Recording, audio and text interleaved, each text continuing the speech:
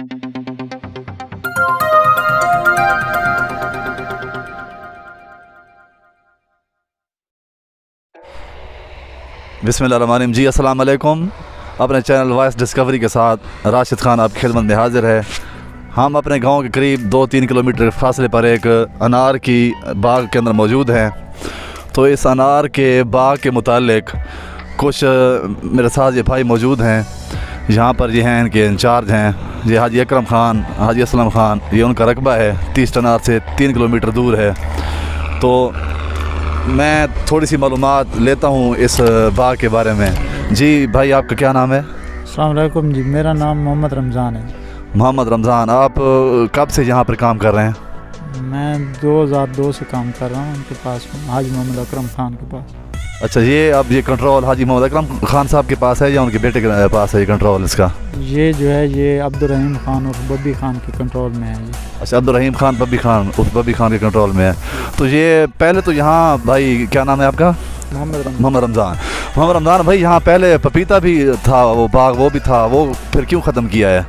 जी, वो उसकी मुद्दत पूरी हो गई थी, उसके बाद उसको ख़त्म कर दिया बाग। उसमें उसके बीच में ये अनार लगाया हुआ था, तो पपीता ख़त्म हो गया तो पीछे से ये अनार निकल आए, ये आप इसकी कर रहे हैं।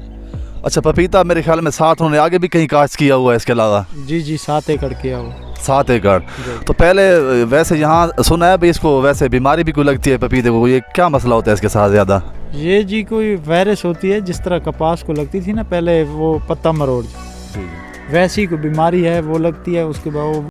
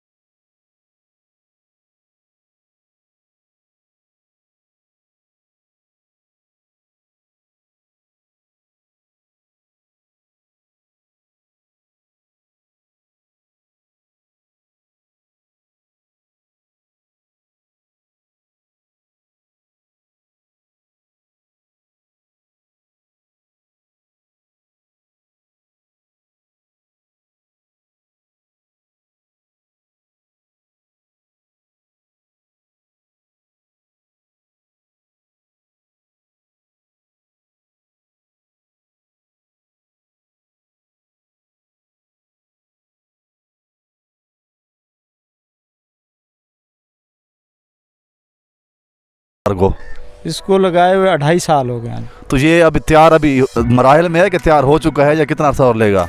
जी, इसकी एक फसल तो हम ले चुके हैं दरमियानी सी, और जो ये जो आगे आ रही है ये इसकी बहुत ही अच्छी फसल होगी। और ये अगर सही इसकी देखभाल और खुराक की जाए तो ये 3 साल में अपनी पूरी उम्र में आ जाता है और फसल अच्छी देने लगता है। अच्छा, इस पर स्प्रे वगैरह भी होता है या वायरस वगैरह इस पर भी कोई होता है कि नहीं? जी, इसका वायरस का तो इतना ख़ास नहीं है, लेकिन वैसे एक मक्खी होती है जो जब फल लगता है तो फल को मक्खी आके डंक मारती है, उसके लिए स्प्रे वगैरह होते हैं, वो करने पड़ते हैं। अच्छा, पानी इसको कितना सबार लगाया जाता है? पानी मौसम के हिसाब से लगाया जाता है। अगर गर्मी है तो फिर तो हर हफ्ते में लगाना चाहिए। अगर टेम्परेचर समझ लें कि नरम है और उसके बाद 15 दिन, 10 दिन, 12 दिन इसके अंदर अंदर फिर भी लगाना चाहिए।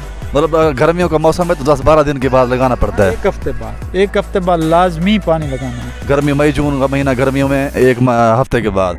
और सर्दियों, जिस तरह सर्दियाँ आ रही हैं तो 12 दिन, 10 दिन, 20 दिन, 15 दिन, 20 दिन तक तो फिर भी नहीं जाता। अच्छा, 15 दिन ज़्यादा से ज़्यादा। और इसके अलावा इसके अंदर खाद वगैरह भी डाली जाती है या कोई और कोई चीज़? जी बिल्कुल, खादें भी डाली जाती हैं। खादें डालकर ही इतना बड़ा पौधा हुआ है 2.5 साल में, वैसे तो नहीं होता ना। अच्छा, फूल तैयार होते वक्त कितना अर्सा इसका और दरकार है? तकरीबन ये 5 साल का बाग जो है बिल्कुल जवान और पूरी जवानी में तैयार हो जाता है। अच्छा, फिर ये एक्सपायर भी हो जाता है कुछ अर्सा बाद? इसकी उम्र तो बहुत लंबी है, तकरीबन 20 से 25 साल होती है। अगर इसकी हिफाजत की जाए तो 30 साल तक भी चलता है।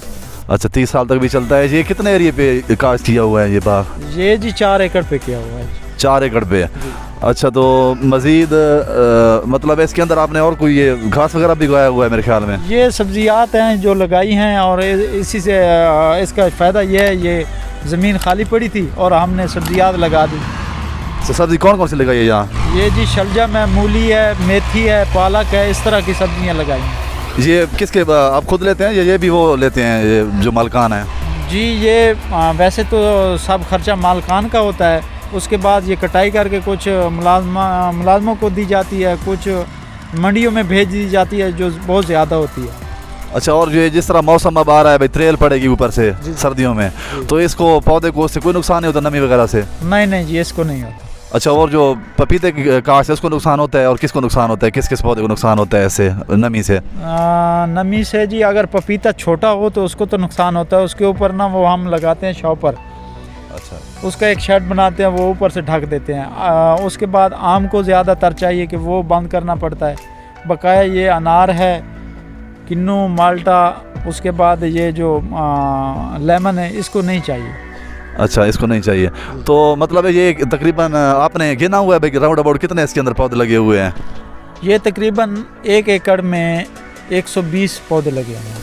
अच्छा, इनका जो दरमियानी फासला है पौधों का वो कितना होना चाहिए?